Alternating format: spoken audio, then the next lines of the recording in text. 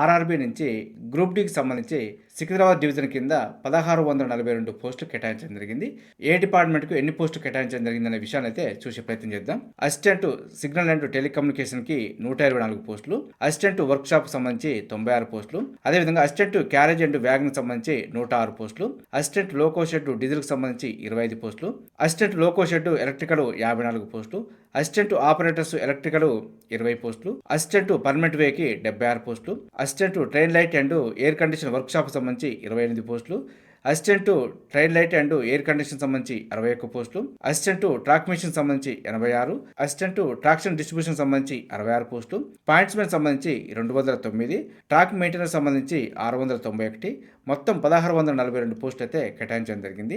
ఇవి మనకు సికింద్రాబాద్ డివిజన్ కింద కేటాయించిన పోస్టులు. ఇదే విధంగా పూర్తి సమాచారం అయితే మన ఛానల్ అందుబాటులో ఉంది. మరింత సమాచారం కోసం మన ఛానల్ని సబ్స్క్రైబ్ చేసుకుని ఫాలో అవుతూ ఉండండి.